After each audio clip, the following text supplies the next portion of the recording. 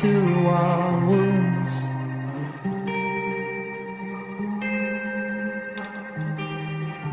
Yet I will be ripped apart before I choose a side. Yet the shadow of glass beneath my feet, it cuts this godforsaken street. Why can't we make things disappear? Steal the poison from our tears. Oh, crooked crosses bend on the wall.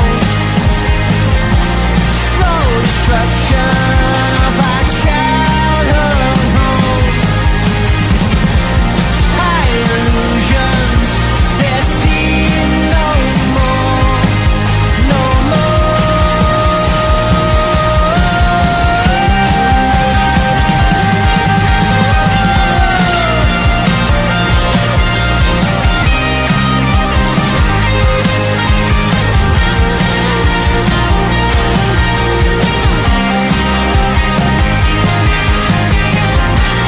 rocky crosses pinned on the walls.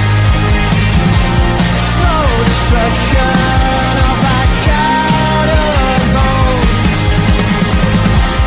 High illusions, they're seen no more, no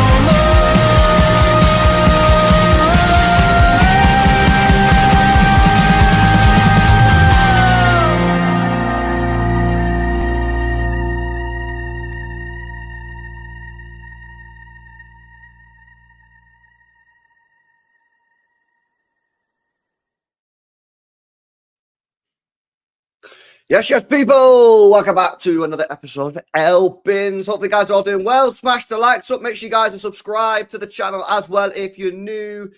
Big up to Nobbins, Bray. 50% of the Elbins. Woo! Yeah, man. How you You doing? are 50%. I'll give you the full 50%. Oh, that's very generous of you. Thank you, Yeah. sir. Unless Thank you. Did you expect more than 50%? Yes, sir. Yes, sir. No, I think it was just the framing of I will give you 50% as if I'm supposed to then go, oh, thank you so much for your kindness. You are a generous God after all. I'm fucking generous, mate. I'll give you a full 50% deal, yeah? How you do, Bray? You good, yeah? Yeah, man, doing very well. Thank you. Doing very well. Celebrating another undefeated match, another 3 points in the Prem. And yeah, it's just it's a lovely time had by all. 8 matches unbeaten. Is it 8 or is it 7? 8 sounds about right. No, Because it's it been a is minute 8. since we've lost. Yeah, because it was Brighton was the last game we lost, wasn't it?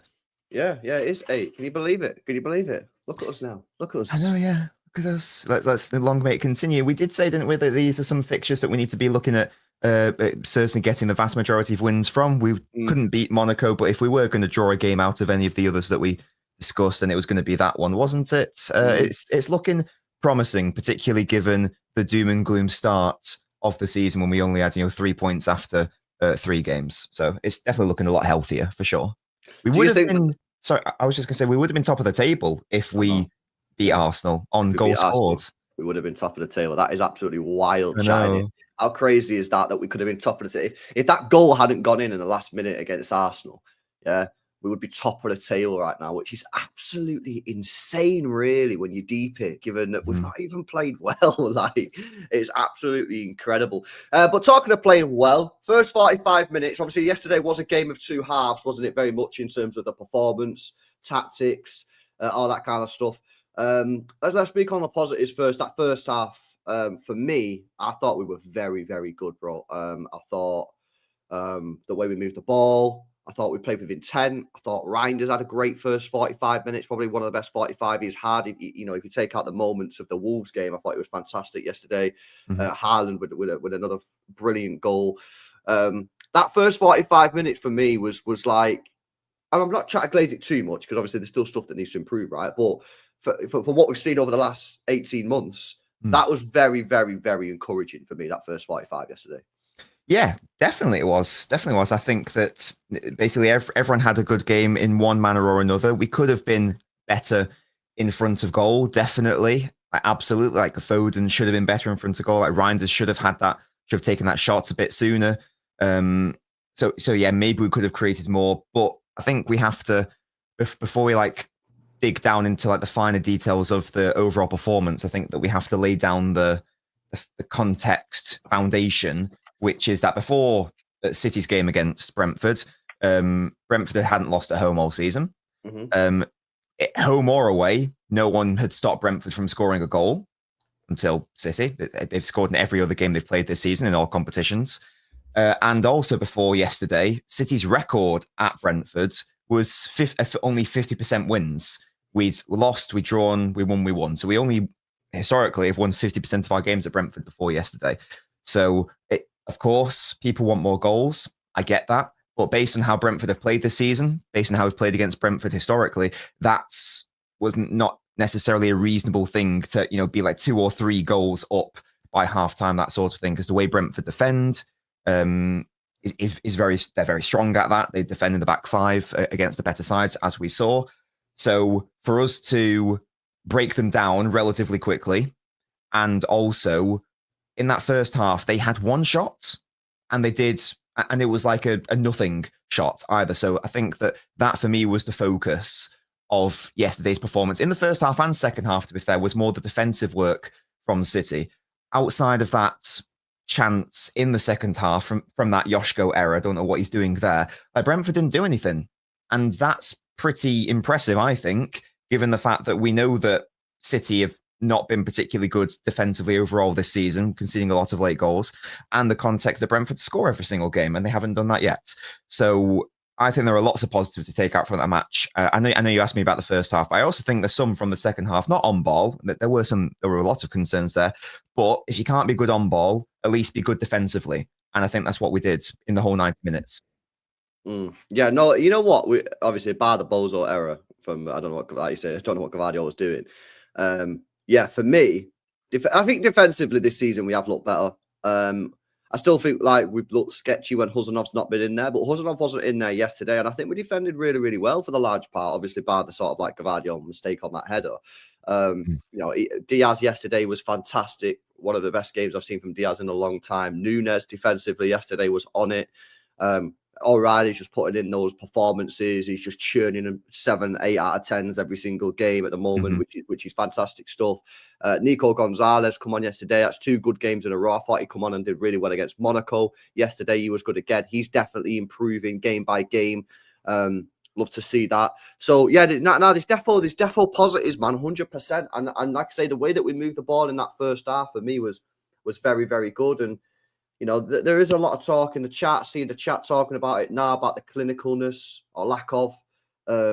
Yesterday there was a few efforts from goal from like Reinders, Foden, who had shots and really weren't testing the goalkeeper too much, maybe by the Reinders save. I mean, do you look at that? Because yesterday at half time I was having a bit of a debate with the chat and the watch along, because I said like I think we played really well in that first half, and the chat was saying we did, but you got to put the ball in the back of the net, which is a fair argument, really. You know what I mean? Because this is what happened at Brighton, this is what happened against Arsenal, and it happened against Monaco, where we played well in the first 45, and even in the second half against Arsenal, I thought we played well. But if you don't go and get that extra goal, of course you are risking a dodgy refereeing decision, maybe in the case of the Monaco game, bit of a bozo in the Arsenal game, not going to the corner flag, you know what I mean? Great ball quality. Like, do you look at that in that first half and go, yeah, you know what, that is a valid concern, the lack of clinicalness, or where are you at with the sort of like putting the ball in the back of the net aspect? I don't think that was my take from the Brentford first half, just because of the picture that I painted before of the context that no other team has scored more than 2 goals at Brentford in their first half. In the first half of play, only one team scored more than 2 goals at Brentford in the entire 90 minutes, and that was Chelsea, and they were losing the game, so they had to come out and actually score that goal. I believe they were losing 2-1 or maybe even 2-0 at the time. I can't remember.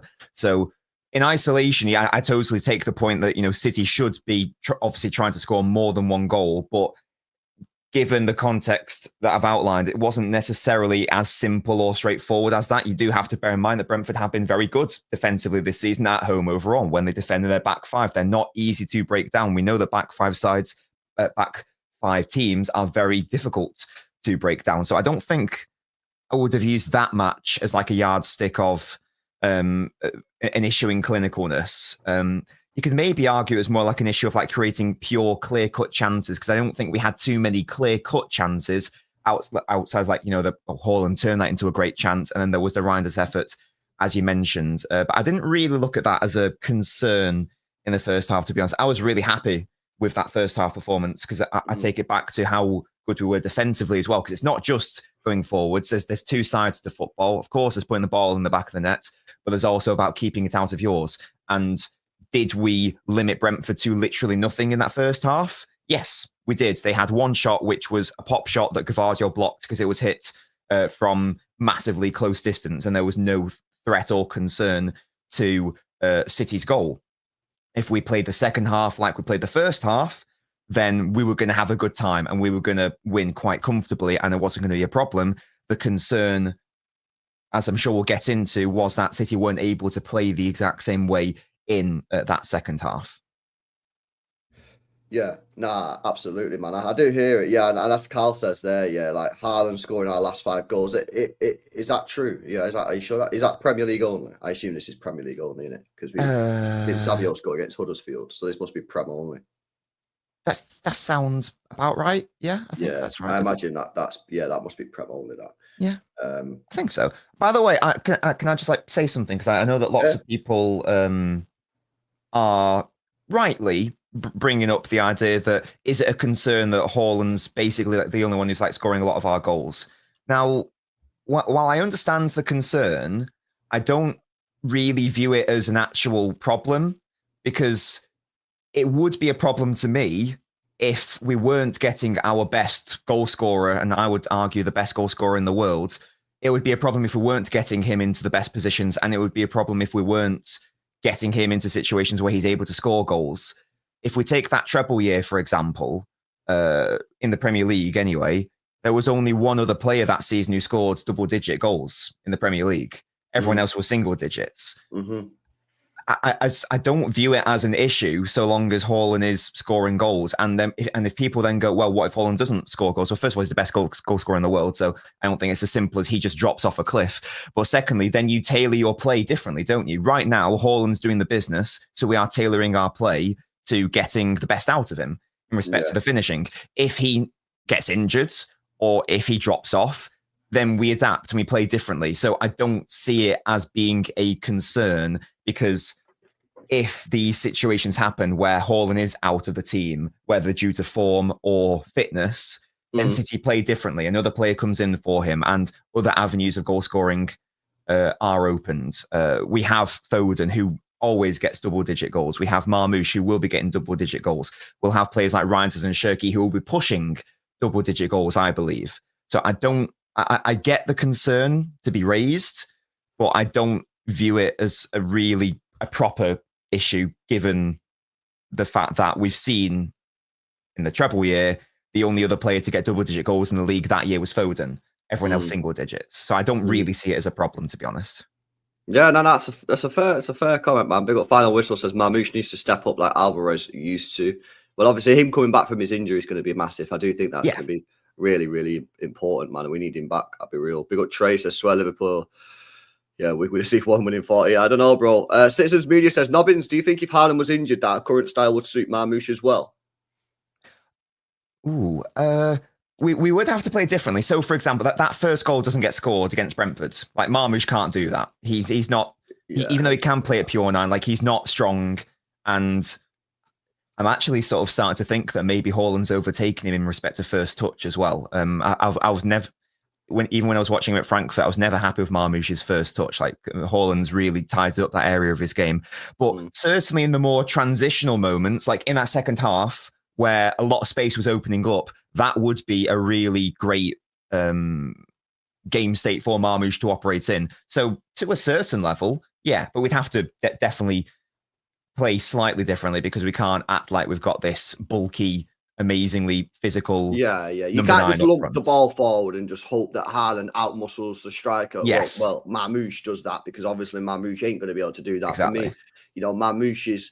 I feel like Marmoush is. You don't put him up against the centre back. You put him in and around the centre back. Yeah. Whereas Haaland, you tell Haaland to say, right, Haaland, you fucking pin that defender. Yeah. I'm going to send Bully the him, ball. push him. You bully him. And you finish spin him like you did yesterday and scored a goal. Whereas Marmoush, it's a bit more, for me, it's a bit more tricky. Like, yeah, you want to pin him up again. You sort of say, like, getting in and around that area, confuse the defenders by positioning. Yeah. Whereas Haaland's just old school. He's very, very, very old school. It's like, I'm this big striker up top. I'm going to bully you. I'm quicker than you. And if you give me a chance, I was going to score. He's very, very old school in that respect. You know what I mean? And, I think that's why a lot of these people these days don't really give him the credit he deserves, because nowadays a lot of strikers dropping deep, playing the through balls, playing nice long passes and spreading the ball out wide. Yeah. Whereas, back in the day, it was the striker's job was to put the ball in the back of the net. That's what Haaland does. And he's one of the best we've ever seen at it. So, yeah, Marmoush, and the thing is as well, remember as well, boys, last season when Haaland wasn't in the team towards the end, we played some really nice football. Some of I think, in terms of the way we played, some of our best football came last season when Haaland wasn't in the team. So I wouldn't really worry too much about what happens when Haaland's not there. Obviously, I just think that, responsibility has to be taken up by the players to put the ball in the back of the net. Like I say, last year, Haaland wasn't in the team towards the end. I know he came in right at the end, but we were playing all right with some of our best football, man. So I do think it can work, but it's one of them. It's like when Haaland's in this form and he's scoring all like goals, I do think people panic a little bit because people are like, "Oh, it's only Haaland that's scoring," but at the same time, it's working right now. Yeah, it is working. And if it stops working, then we might have to look at it and go, "Well, what the fuck do we do now?" But at the moment, it's working. And as I say, you've got a striker on a 10-year contract on 600 grand a week. You need to be putting everything through him anyway, and he's delivering. So yeah, it's a bit of a weird one, man. I understand why people are concerned about it. You know what I mean? Because at the same time, it's like if he stops scoring, but if he stops scoring, I think that's the time to probably have that conversation. Yeah, and that moment hasn't arrived. I don't think it will arrive. And the fundamentals are that we are creating plenty of chances for him. He's putting the chances in the back of the net, and no one scored more goals than us in the Premier League. Even Liverpool, who have Isak and Ekitike and Salah and Wirtz, we've scored more goals than them in the Premier League. I know it's early days, but I don't think that it's a cause for concern right now. Nah, I hear it, man. I hear it. Brendan says, are we the most clinical in both boxes? We have an elite 9 and elite shot stopper who I trust in big moments. Is this City's new identity? Football's all about being clinical, and that might be us now. I think so. Yeah, I think so. I think, Donnarumma is obviously a shot stopper that is striking fear. I mean, I don't know if you guys seen the Haaland interview after the game, but it's funny enough, actually. Haaland, I've been saying stuff, and then I've been watching Haaland, and it's like we're repeating each other. Because I was saying on a show, I can't remember if it was last night or the day before, but Donnarumma's got this aura in goal, that strikers are thinking about Donnarumma in goal, and then they shit themselves, and then they're not. And that's exactly what Haaland said yesterday after the game. He's saying that obviously Haaland loves Donnarumma, right? And Haaland was saying that strikers overcomplicate things when they know the goalkeeper's mega. And they go for on goal. They start to overthink it. And you know what's mad? Pulpy said it yesterday, and I wasn't on the full same thing, but I was on a similar train of thought. Is when that striker went through on goal yesterday, that it's got Thiago or Iago, whatever it's called. Yeah, that guy went through on goal yesterday. I actually believed that Donnarumma could save the shot. Like Pulpy was different. Pulpy felt like he would save it. I wasn't that confident. I did feel that, hang on a minute, that he might actually save this. I can't remember the last time I felt like that when a player's gone through one-on-one. Usually, over the last couple of years, when a player's gone through one-on-one, it's like, oh, well, this is a goal. Do you know what I mean? And now you've got this guy in there. I'm like, yo, I'm actually believing he could save it. And that's fucking mega. And then obviously at the other end, you've got Haaland. So, yeah, it's weird, man. It's weird having those type of players, but it looks like it's working at the moment, to be honest with you. But yeah, what a save that was from Donnarumma. Well done. It's staying up. You know what I mean? To be fair, it was fucking pretty shit from the striker. But you don't know how much Donnarumma being there impacted the striker. Yeah. Was he overcomplicating it? Was he overthinking it because Donnarumma's in there? If that was Ederson, would he have just gone, "Oh, I can score against Ederson and take it through"? He'd overthink it. I don't know. Mm-hmm. I don't know. No, there's definitely that aspect to it. That's why I was very eager on signing a better shot stopper in the summer, because for like the reason that Brendan's outlining there. I think that also goes hand in hand with defenders having more confidence as well, off ball as well. I don't think it's a coincidence that players like Ruben Diaz are now having like one of their best seasons in however many years on a defensive level.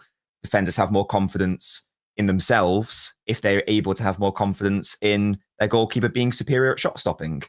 So I think that that's definitely right from a pure, if the question is, from a pure goal scoring POV from our striker and a pure shot stopping POV from our goalkeeper, I think that's probably right. Yeah.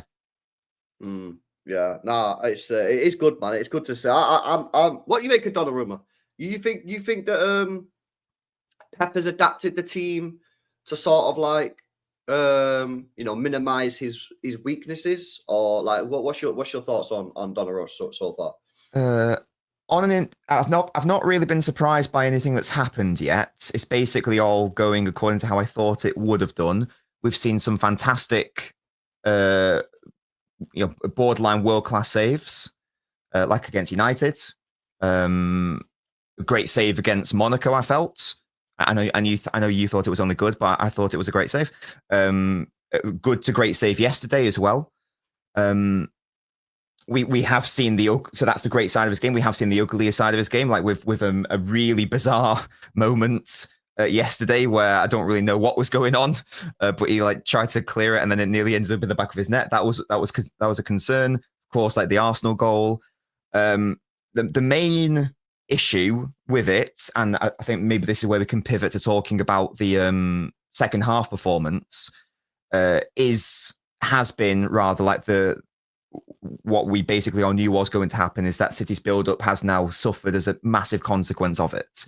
And this is where I think that we tend to struggle in second halves, because lots of people have been asking the question, why does City struggle so much in the second half, like over the past however many games, like what's going on? I've seen some people suggest that do City just drop off? Is it energy levels? I don't think it's a case of City dropping off. I think it's a case of the opposition jumping on, and they obviously become more ambitious because they're normally losing at that time. So and you saw it from Brentford yesterday. So let's take that Brentford match. In the first half, Brentford were not engaging with us at all high up the pitch. They were just letting us have the ball. I think we had 75% of the ball, something insane. And we had it basically in dangerous areas as well. I don't know what the exact breakdown would have been, but I feel like we never had the ball in our own defensive thirds. Do you know what I mean? It was either in the middle third or their third. Yeah, dominated. Yeah. In the second half, I don't think City did anything different, but we played much worse. So the question is why? And it's because Brentford simply pushed bodies up on our goal kicks, and they prevented us from building up as easily in that first phase of build-up. We are now a -1 in the centre of the pitch from build-up. So that means, first of all, that means you're obviously not going to be as good building up from the centre. So that means that you have to therefore go out wide, because you are not as good in the centre, because we are a -1. So that means you now become incredibly reliant on your fullbacks and wingers to get through the first bit of the press. And against Brentford, we had two fullbacks. I'm not having a go at Nico Riley, who I really rate, but the weakest side of his game, I would argue, is his first touch. And Núñez doesn't have a good first touch either. So when building up, it's very easy for the opposition to force us wide, because we have to go wide, because we don't have that +1 in the centre anymore. So we have to go wide to try to build up. And that's made even worse when our fullbacks don't have a clean first touch, because now all of a sudden, first of all, they're not receiving the ball in a good position from the goalkeeper or whatever. So their body positioning isn't correct. Their first touch then either makes it so that they lose the ball, such as against Burnley, where we conceded a goal from trying to build out from the wide areas, and then we couldn't do it. Or the pass to the winger isn't good enough, and they're not able to deal with it unless it's a winger like Doku, who it doesn't really matter how he receives the ball, he's always going to keep control of it. Does that make sense? Because he's this amazing outlet. So that's a long-winded answer to your question of like, what my thoughts on Donnarumma, but it just goes back to the trade-offs, and we will have to see longer term whether this trade-off is worth it. There's no doubt that we are much better in terms of the 1v1s, in terms of like the shot stopping, as you've just discussed there. But there is also no doubt that we are far worse at building out from the back, and that is really impacting us in the second half. And that is not a direct fault of Donnarumma. But that is an indirect consequence of having a goalkeeper who is not contributing to that first phase. So it's just a reality, and it's a trade-off. We will have to see whether that trade-off is worth it. We'll have to see whether Pep can improve it. I think that it can be improved if Nori came back at left back, even though I don't necessarily want that, but that would improve the build-up. It would also improve the build-up by getting an actual right back, or playing like John Stones there, or even Kusanov there, who I think is better on the ball than Nunes. So there's still a lot of question marks about how City can do this longer term in a league format against sides who will be a bit more ambitious and braver, like Brentford were in that second half. It would have been very interesting to see how City would have played had Brentford in that first half decided to be a little bit braver. I think as more teams see that as a weakness, we're going to probably see the struggle even more, because I don't think you can, outside of Napoli and Monaco, I don't think we can name a game where City didn't struggle in terms of build-up at any point. Because even against Burnley, the goal comes from that. So that's my long-winded answer. I apologise for that. Yeah, I mean, on obviously you said, on the second half though, I hear it. Brentford obviously got better, right? 100%, and they were always going to get better in that second half, But I do feel, and I know a lot of other City fans feel like this as well. I do feel that I do feel like it is our something's going on in that second half, bro, because I get that Brentford put it on us in the second half. They were obviously a lot better. But at the same time, I also think we weren't as good either. Do you know what I mean? And I feel like our intensity drops. I seen The Athletic have done this, right? Let me show you this picture from yesterday, right? Look at this. Let me pull this up on screen. This is pretty mad, right? Open share on screen. Well, have a look at this, lads, Look at this, our madness. Look at this. This is the XG, right, of the game, right? And look at the second half, man. That's it. That's all we created in the second half. Sorry, with the blue one. Look, we didn't create nothing, mate. We had one shot in the whole second half, bro. So I do definitely feel like something's going on in that second half. I don't just think it's down to Brentford, though. But that's a perfect summation of my point. We're not able to create chances because we're not able to get into the final phase of play because we can't get out of the first phase of play well enough. That's the point. I don't just think it is that, though. I think that when we have got the ball in midfield, we're just not playing with any intensity or anything in that second half. I feel like that second half, we just come out and we're in cruise control, bro. I feel like it's, obviously you are right. I agree with you to a degree, but I also think there's something, I think it's like a mentality problem or like an intensity issue. Because I just don't see the speed of play. That's the first half, man. We were passing it quickly. We were carrying it forward. We were trying to make things happen. And then in the second half, just like Monaco, Burnley wasn't the second half, but when we went 1-0 up against Burnley, I just feel, mate, that the team just takes the foot off the gas. And I don't know why they do it. I just feel like they just like almost letting the opposition back into the game. And we did it against Burnley. Burnley got back in the game, and we did it against Monaco. Monaco got the equaliser through the penalty. And I hear everything you're saying, and I'm not disagreeing with that. I just think on top of that, on top of everything you've said, I also feel like there's something going on in terms of either mentality or intensity when we score or when we go out in the second half. Because there's no way that first half and second half is purely down to just Brentford being better in that second half, and therefore City struggling to play out from the back, like you just mentioned, because of the players we've got. That can't be it. For me, it's a mentality or intensity issue, mate. I don't know what the evidence is for it being an intensity issue, though. I mean, if like someone shows me the numbers, then maybe I can agree. But I do think it is as simple as they go hand in hand. Brentford, and indeed every other team, comes on to us more. we are down a player in build-up. So therefore, it puts our players into really tricky positions. So therefore, our other players lose the ball as well. I do think it might just be as simple as it is an indirect consequence of being a man down in build-up. That leads to sloppy touches. That leads to players receiving the ball in bad areas. That leads to Brentford easily being able to get onto the ball more. You could argue that if you want to link that to intensity, that does mean that City have to run around a lot more, maybe, because they have to work a lot harder for the ball, because the touches aren't as good. They're not able to dominate the play as much, when we know that if you dominate the play, you don't exert as much energy. So maybe there is an indirect intensity point, but I don't know if it's as simple as that the players just sort of like get tired in the second half. I don't think I buy that. I don't think it's necessarily a tired thing. I'm not saying it's a tired thing. I think it's a mentality thing. Okay. I just think it right. So, for example, right, you said what's the evidence for it, right? Monaco, right? We come out in the second half. Yeah. You tell me why that team didn't fly out the traps against Monaco and go and get that third goal. Instead, they come out, they fucked about for 25 minutes. Yeah. Pep then made subs. We then got better and we paid a price. Yeah. Didn't we hit the crossbar 2-1 up? No, we did, but it's about how we play. Like, there was no intensity about the play. It was all just very chill and calm. I'm not saying they'll never have a shot. I'm just saying about putting it on them.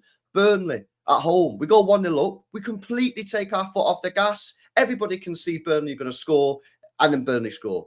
And then yesterday, second half, again, we come out in that second half, and we just got nothing. Like, so for me, I do think there's definitely an intensity thing. And Haaland himself said it against Monaco. He said it after the game. He said in that second half, we did not come out and play with whatever the word he said, intensity or whatever. He said it himself. And I just think, that I don't know what's going on, man, but I feel like in the second half of when we score a goal, we just completely take our foot off the gas, man.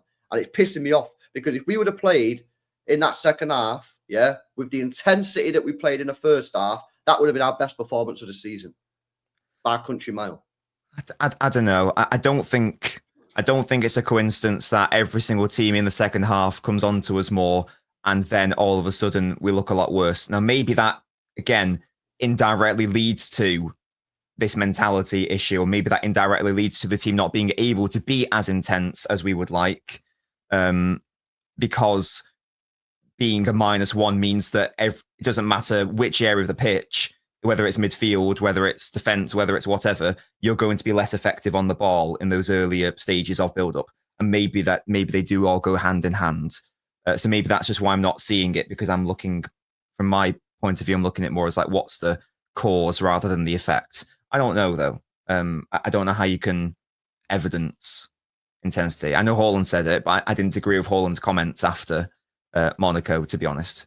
So, didn't he say we played badly or something? I might be paraphrasing there. I don't think I think I disagreed with him. I get it. He was frustrated, whatever. I just didn't agree. But either way, whichever way you look at it, there's certainly some cause for concern. If we're to accept that there is like a mentality / intensity problem, that can be ironed out, that can be resolved, because we know that Pep will be ironing out any mental fragility. But you can't iron out having a -1 in build-up. Really, you can get around it, but you can't fix it, if that makes any sort of sense. So I do think that will be the longer term. Even if we're to accept that both are a problem, one can be fixed, the other can't be fixed. Fair dues. Let us know in the chat what you guys are saying, boys. Are you with me that there's a bit of an intensity problem, or you think Nobbins is right that it's more of the players and the opposition? Let us know in the comments what you guys are saying. Big up Spartacus, who says if sides pressure us high, we are easily forced long. This forces us into 50-50 duels, but Reinders, Foden are not good at those, so we're losing the ball, says Spartacus.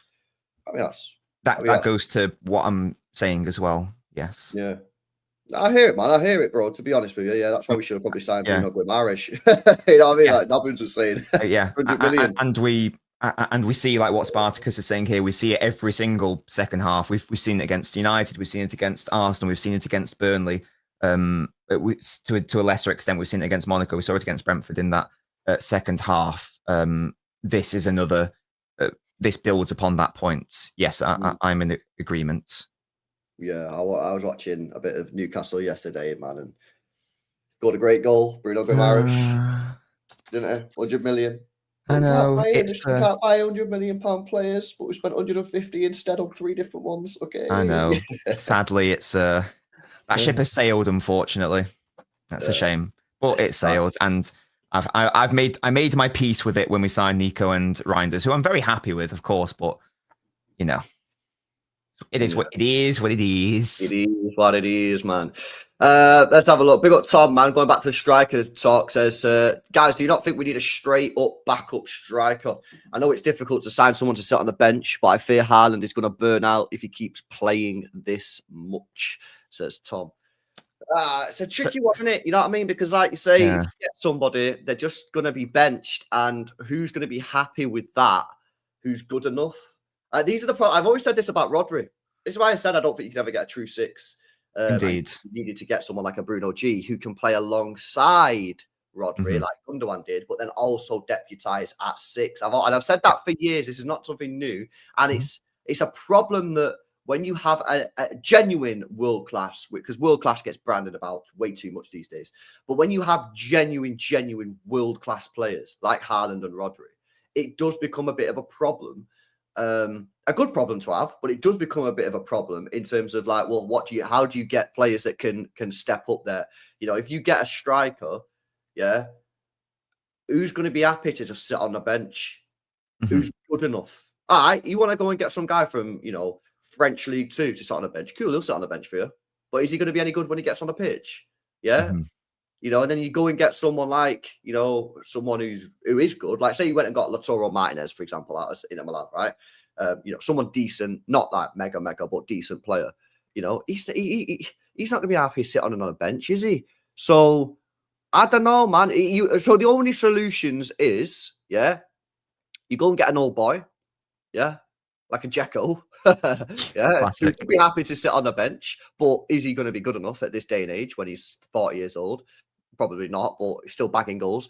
Or you go get a young player, an academy player, but they need development, and they're not going to get development because they're not going to be playing.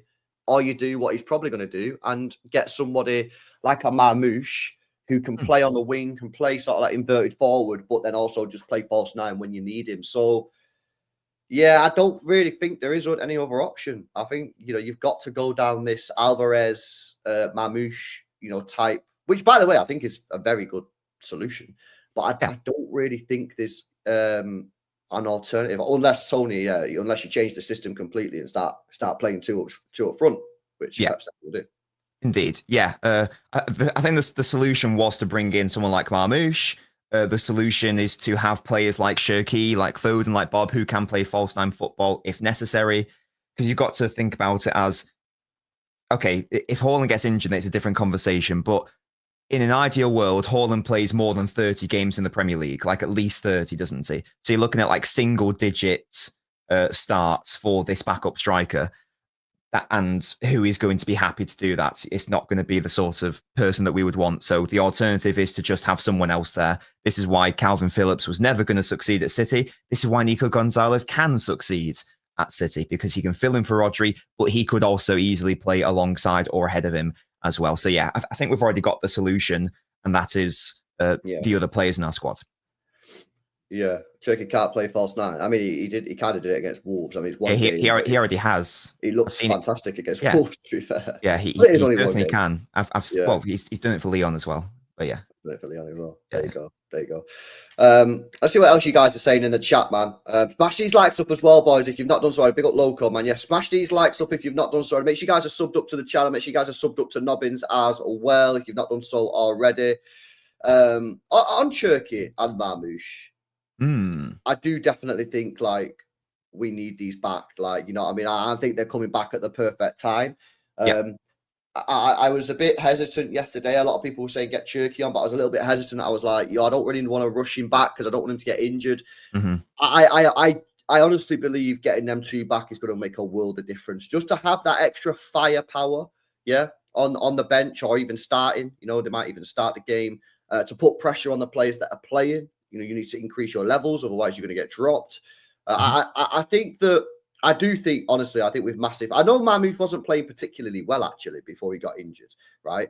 But I do think we've massively missed Marmoush and Cherky just to be able to sort of like rotate and that. Options. So it's the options, yeah. Like yesterday, you seen the bench yesterday getting better, and now when Marmoush comes back after the international break, by that time Cherky should be fit. I will be happy to play Cherky after the international break. Didn't really want to play him yesterday. I was a little bit nervous myself. Yeah, that's gonna be huge, man. So having them players back, you know, you need a squad, man. The season's long, and you know, I you know, we spoke about the second half yesterday. I do think there is a little bit of an element of the players getting a little bit tired because they've all been. And by the way, that's one of the consequences of something that I've been asking for, though, which is consistency in team selection. That's a very good point. Yes. Yeah, which by the way, I've been asking for, and I want to see that. But one thing that you've got to accept then when you're getting consistency of players and you're not chopping and changes is that, okay, cool, you've got a consistent 11 out there, or, you know, consistent 8, 9, or 10. You're not really changing it up all the time. That's great because then players get used to play with each other, patterns of play develop, all that kind of crap. Yeah. But one of the downsides is, well, players are going to get tired quicker. So, yeah, I think that, you know, them two coming back is going to be absolutely massive. That should push Doku again to go up another level because now he's got Marmoush chasing him. And Cherky, obviously, I think I want to see Cherky on that right. You know, I think Bob and Savinho have had a few opportunities. They've not really taken them too much. I think Cherky should get that opportunity when he comes back on that right-hand side. So, yeah, I'm looking forward to it, man. After the international break, I feel like we're in a good position now. I feel like we're doing decent. You know what I mean? We've got this. It's 7 matches, by the way, not 8 matches. 7-match unbeaten streak, right? I think, like, we've not got any major injuries. Yeah, Cherky's come back. Marmoush should be back. Rodri apparently is not serious. He should be back for the Everton game. You know, we're scoring goals. Haaland's in the form of his life. Defense is a lot better. Nico G's getting better. O'Reilly's got the left back on lock off, and I'm just like, things are going nice, right? Things are going steady, and we're improving, and we're building up this little bit of momentum. Yeah, I feel after this international break, for me, this is the time that City need to put the foot down on the gas pedal, mate. Yeah, like fucking full send it, right? Let's get some wins. Let's build up this momentum and let's go into that Liverpool game in November, knowing that if we win that, like it is proper on, man. So, yeah, man. After the international break, for me, this is the time that City have got to make some statements, mate. 100%, yeah. And just like going back to the injured like players' returning points and like how they're going to fit in and whatnot, I think that it's based on like what we've seen so far this season. Excuse me. Pep seems outside of that injuries, you know, when Rodri's having to be taken out of the side, whatever. And like building on that consistency point you note, Pep clearly seems to have decided what his spine is of this team because the goalkeeper is a lock-on. The 2 centre-backs are a lock-on. The midfield 3 of Rodri, Foden, Reinders, they're a lock-on. Haaland is a lock-on as well. Right back is obviously a madness where like it's changing very consistently. Right wing, as you say, we've had Bernardo there, we've had Bob there, we've had Savio there. We've even arguably had Kusanov there against Napoli. Off that left side, O'Reilly, okay, he has to play because Aït-Nour is out. But even like the left wing, you know, like we've started it with Marmoush, we've had Doku there, we've had Savio there as well. So it seems like that the wide areas are more liable to change and more variable, whereas the centre, I'd be very surprised if I'd be very surprised if Pep, you know, changes the midfield, which comprises Foden, Reinders, Rodri. I'd be very surprised if he changes the centre-back pairing. So that then probably, because there were lots of questions from myself included, as you know, where will Cherky operate for City? And it does seem to me, based on that it sort of has to be right wing for now, off ball definitely. You can still get him into the centre on ball, but once again, that midfield seems locked in. Off ball, that midfield 3. I don't like the idea of having Cherky off ball in the midfield that deep anyway. He never played there for Lyon. He struggled there against Spurs. So it would make sense, I think, given that we haven't locked in a right winger, for Cherky to take up that position right now, certainly off ball, and then maybe he can drift more centrally where that is his preferred zone. And the same with like Marmoush as well. It's like you'd think it'd be him and Doku vying for that more left side sort of area as well. If Aït-Nour comes back, him and O'Reilly. When Kassanov comes back, him and Nunes and Stones, etc. So I think that's where we will see the injured players be incorporated. Barring injuries, the spine, the centre seems to be locked in. Like Pep keeps going with this midfield three. He's had the opportunity to play Bernardo there instead of like Foden in midfield. He's had the opportunity to play Bernardo there instead of Reinders. And outside of Napoli, we've not seen that really when he's had those three players available. He keeps going for this midfield three. So that appears to be, based on what we have so far, that appears to be his preferred choice. So Shirky needs to get into the side for me. I love Shirky. That based on that can only be on the right wing, definitely. But at the moment, I also struggle to see where else he could play really, other than right wing. So yeah, I would give him that. And to be honest with you, I've obviously looked at you talk about, I think you're spot on in terms of the core. And I think the core is pretty immovable at the moment, and the wide area. But I think the wide areas is also just due to the fact that, maybe bar Cousinov and Nico O'Reilly, there's no one's really been that consistent. Do you know what I mean? So that's obviously the reason why they're more open to change, because, Doku obviously had a 4 good games, which was nice. Bob and Savio haven't really been it, and obviously I just went on Twitter before just to see what this Nico O'Reilly thing was about. And I'm seeing people on Twitter again calling out Savinho. He's getting a lot of stick at the moment. Bob obviously is doing all right, but he's not playing to a level where he's locking off the position. So yeah, that's obviously one of the reasons why it's more open to change. But at the same time, I think your wide areas, obviously you don't want to be fucking about with the fullbacks too much, but your wingers you can change. You know what I mean? Yeah. Like, it's not. I feel that doesn't disrupt the team a great deal. Well, where are you on with Savinho, man? Because Savinho, obviously, we had the story in the summer, looking like he might have gone to Spurs.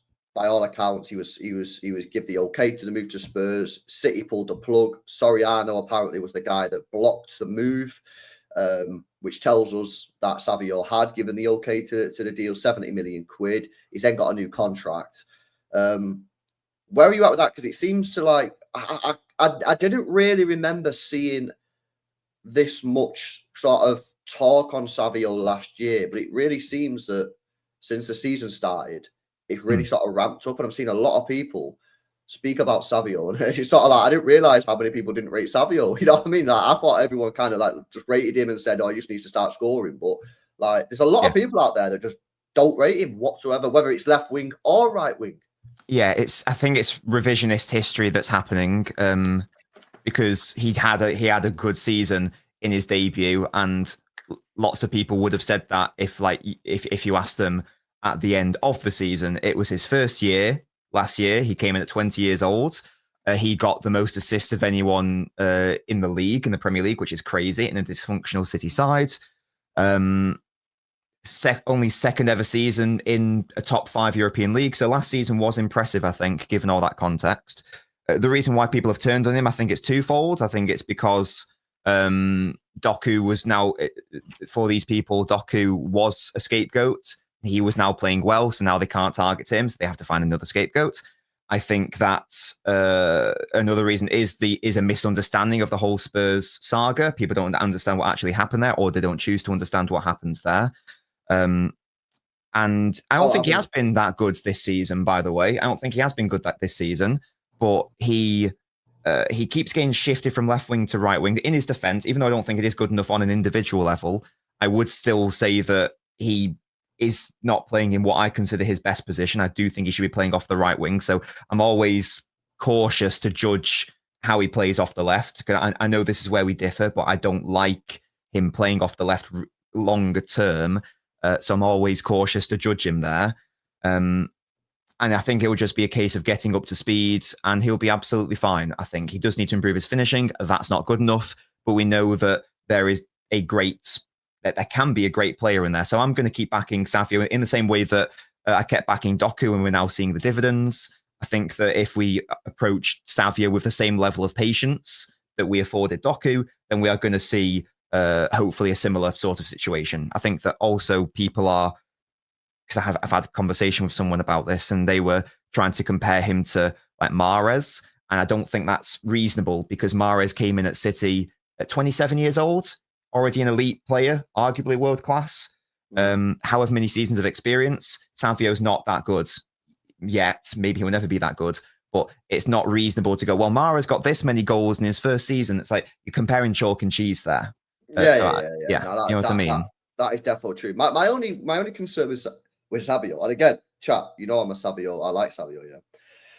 My only problem with him is with the addition of Cherky and the emergence of Doku, like, I think his minutes are going to be limited this season. And so far this season, Bob's been better than him as well. So I'll see how he gets on, Savio. But, I feel like, I do need more from him, man. I can't lie. He's not been good. He's not been good when he's played this season. And listen, he might not be match fit. We don't fully know whether he's match fit or not, right? But I just look at it and go, well, true. Yeah. You're not first choice left wing because Doku's there. Unless he wants a touchline left winger, you're not going to play. You're not going to play on the left because Marmoush will be back up on the left, and then on the right, Cherky, Bob. I know Cherky and Bob may be sort of similar style in terms of more inverted. You might want to play Savio more on the wing and use his pace, but I don't know, man. It's just. I think what is so I definitely agree. There's lots of competition for him, whether it's left or right. To be fair, I guess what you would say is if more so off the right, I guess, is that there's no other right winger like him at the club. If we're for a second categorizing Cherky as a winger, even though he isn't, but just for a moment, and same with Bob as well. He's not a winger, but we're categorizing him as one for the purposes of this discussion. He becomes the only true, pure, right-sided attacking outlet at the club. There is no other player there outside of maybe Nunes who can do that when he pushes into the more advanced areas. But Cherky and Bob, if Bernardo plays there as well, they can play off the touchline. They can play out wide, but that's not their strength. The only player whose strength that is Savio. So I think it might depend on what right back you play. If you play more of a Kusanov sort of right back who isn't expected to offer going forwards, then Savio is probably your best bet there. And we know that he's this really good attacking outlet based off what we saw last season, where again, he had more assists than anyone in the Premier League. In fact, I looked back and there you actually can't name another, and we know the goal scoring needs to improve, but certainly in respect to the creation, you can't name another winger who under Pep in their first season at City actually did more than that. Like, so no one else got more than 8 assists in their debut season as a winger under Pep. So, and considering he came in at 20 years old in a dysfunctional City side, I think that's a good sign. That's a positive sign and a positive step in the right direction, because Doku didn't do it. Mahrez didn't do it. Sterling didn't do it. Sane didn't do it. Grealish didn't do it. None of them did it. Only Savio's done it. So I do think in the worst Manchester City side in the last decade. Exactly. I do think that context matters. Definitely. Yeah. Nah, 100%. 100%. We'll see what happens, man. I don't know. I just want to see him, like, he's got this contract, which he probably didn't deserve. I just want to see him now just really take the games by the scruff of the neck and be like, I'm fucking here, mate, and I deserve this contract. You guys, like, you know what I mean? I just feel like, and it's kind of difficult because he's young, maybe he doesn't have that sort of mentality about him, but I just feel like, come on, man, show me why you're at the club. Show me why you've got this new deal. Show me why Spurs want you to pay 70 mil. Show me, like, what you've got, man. You keep, everything we're hearing is that, like, I should be in the Brazil team. I should be number one for Brazil, all this kind of crap. It's like, well, show me then. You know what I mean? I'm not really seeing it. So let's see. I'm still a big fan of Savio, but yeah, I'm a little hurt. He's still only 21 as well. So this isn't a player who has to start every single week. And they're going to be pissed off if they don't start, because he's still young, inexperienced player. I don't think that he's going to be like a Marmoush level of player where he's almost like demanding he must be starting on a really consistent basis. I don't think Savio's going to be as upset if he's not the main man this season because of his age, because of his inexperience. I might be wrong there, but I feel like that's a pretty reasonable conclusion. Yeah, we'll see. Right, sweet. Anything else, bro, before we wrap up? I think we've done a lot of good yapping there, to be fair. That's good yapping, bro. That is good yapping. Love to see it. Hello. Says Liverpool will drop more points with Alisson out for a month and a half. Yeah, they're looking a little bit weird, man. I can't lie. I think Slot's fucked it, man. I feel like it's weird, mate. Yeah, it is odd. The things that he's saying in the press conferences, when I see him on the side of the pitch, dropping Verts, like, I know Verts hasn't been amazing, but I feel like you're just asking for trouble there. Like, I don't know. I just feel like Slot's been proper weird this season. And I rated Slot highly last year, man. Like big time. Like even I always say after the 3rd game of the season or something. Yeah, I remember going on channel saying, I think this is a serious manager. Yeah. But there's something about him this year that I just feel is just weird. I don't know. It's weird, man. I don't know what he's doing. But No, I've not enjoyed his system change this season. I think that given the context of that system change, his signings are now questionable. Should have brought in like another midfielder who was able to deal with those transitions. He instead brought in he brought in one very offensive fullback in Kirkes, and he brought a winger to play at fullback in Frimpong. Very odd, I think. No, it's weird, man. It's very, very weird. I hope we fucking beat them at the Etihad, man. Big up Tol says, I want to see Cherky play a game at right wing. Yeah, me too, bro. Me too. I think that's how he gets his foot in the door in this side, I think. Yeah, no, I agree. I mean, Foden had to do what, like 5 years on the wings literally. before he's been given the keys to the central area. So Cherky's got to do at least a couple of years before he starts getting like some serious talk in the middle, man. But getting him in the team will be a start, you know, because he can fight. Remember, he put that cross in for Haaland, didn't he, against Spurs when he should have scored. You know, out of nothing, just unbelievable cross, man. So yeah, and big up Mansour as well for 14 months, bro. Says Lateby and Clark can spitting facts. What this legend says, man. So I don't know what Clark said. I don't know what he said. He's apparently spitting facts. He said, Doc, you ain't elite. He's good. Putting him in the likes of elite wingers isn't fair to football. He's what, 22, 23? Like he's still relatively inexperienced. I wouldn't worry about it. Yeah, he's not hit his final form yet. Docu will be good. Yeah, no, there you go. There you Doc go. great, Cool. Yeah, we'll see what happens, man. Listen, big up to everybody in the building, man. I'm going over to Sai's channel. What you got coming up, bro? You got your match review coming out? Yeah, there will be a post-match analysis video out today where I'll go into a little bit more detail about the off-ball success, but the on-ball struggles, certainly in that second half. So make sure to subscribe for that. Make sure to tune in for that. Sweet. Cool. Right. Well, I'm going over to Sai. By the way, chat, I'm back on tonight with Amos and Hugh. Yeah. 9:30 UK time. Yeah. Well, that rhymed. So get yourself over. Nice. It should be a good show. And yeah, other than that, peace out. We'll catch you in the next one. Have a great day. See you later.